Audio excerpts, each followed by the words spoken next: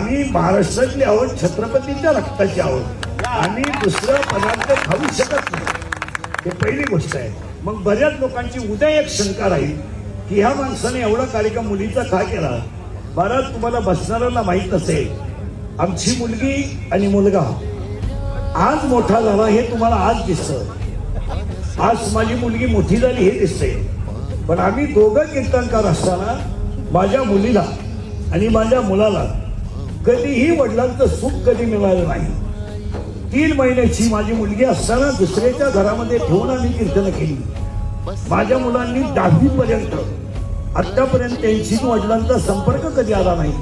तुम्हाला पाहिजेच असेल तर शास्त्री बसले, माझा स्वतःचा मुलगा नामदेव शास्त्रींकडून शिकायला आहे, शिकायला त्यांच्याकडे आहे. त्यांनी सांगावं, मी 3 वर्षामध्ये माझ्या स्वतःच्या मुलाला सुद्धा भेटायला गेलो नाही.